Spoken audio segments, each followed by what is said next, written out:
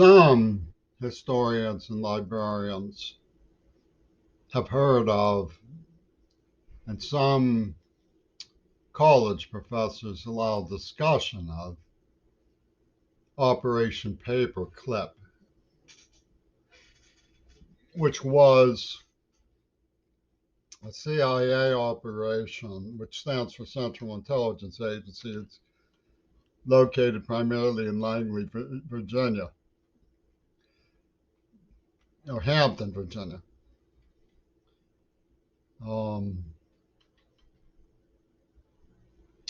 that gave new identities and passports to former members of the Gestapo scientific apparatus of Nazi Germany, supposedly to put them to work against our new boondoggle, which was Russia.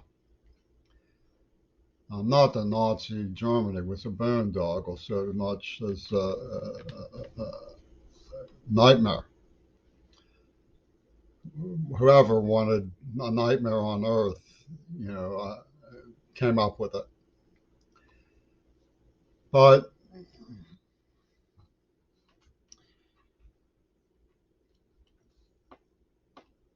the central concept was a brainstorm of Alan Dulles, who masqueraded for a long time as the highest ranking member of American intelligence to infiltrate Nazi Germany's high command, when the opposite was the truth. He was the highest ranking member of Nazi intelligence to infiltrate American high command.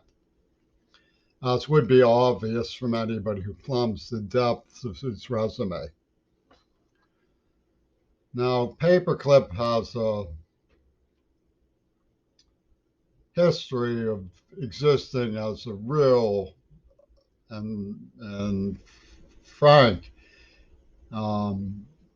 bureaucratic maneuver in the post-war world that can not be denied. It's documented, which nevertheless gets marginalized for reasons related to the desire to maintain a semblance of normality, which I, of course, share.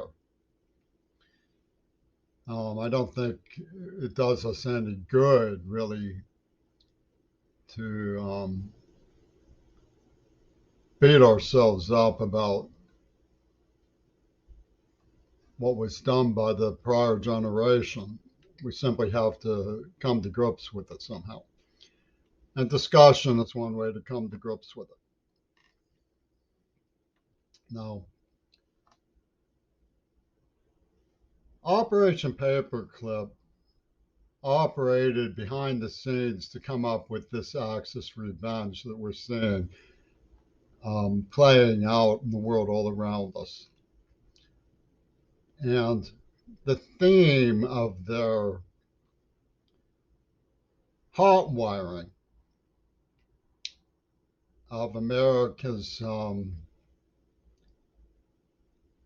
inside culture, the decision-making bodies behind American high command, was the theme.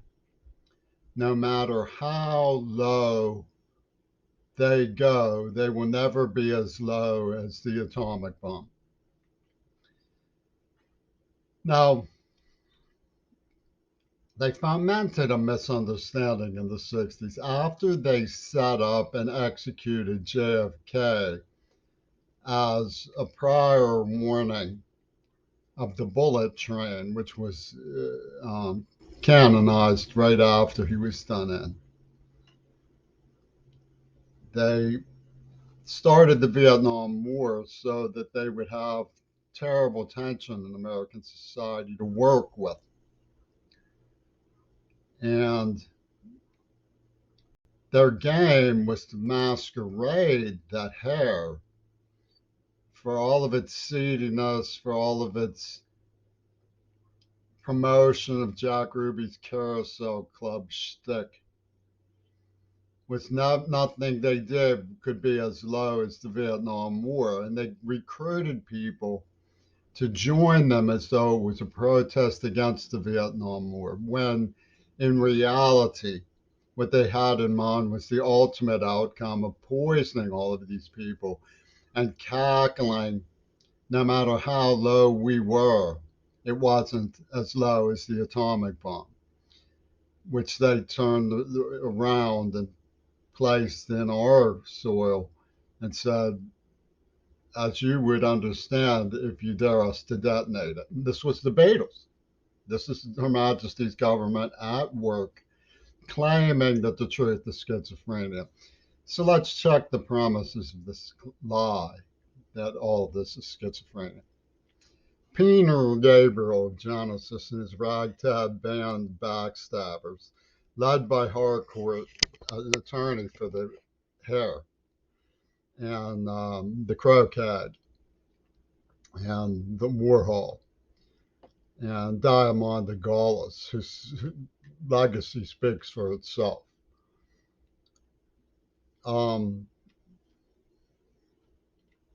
Mongered the idea that their inside hit was a secret cult.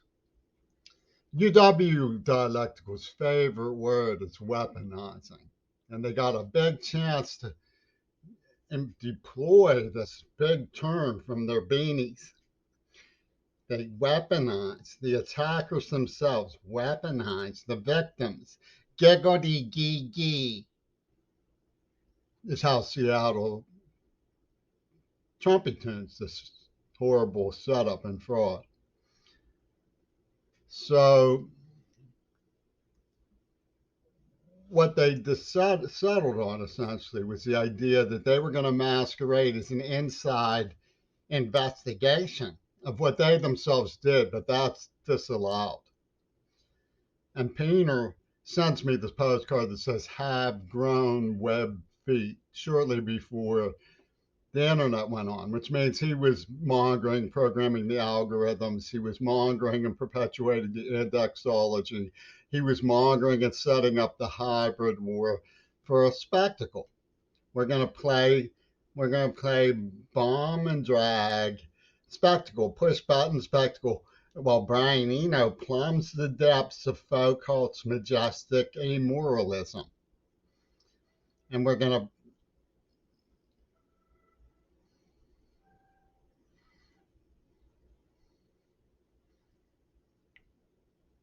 pokey poo. What doesn't come out one place is going to come out another. Peter Gabriel symposium with Viktor Frankl and other super beanies from UW Dialectical. This is the odd job that everybody has fallen for. And how do they get away with it? Because the Black Panther says whoosh. He says, if you give a brother money for a hard day's work, I bet he's just about bound to investigate a Ripper homicide. Because you don't play rubber ducky with the penny of the Ku Klux Klan, which is now inclusive. And they prisoners in distinguished race town. And Margaret's a dirty little war and all this jazz.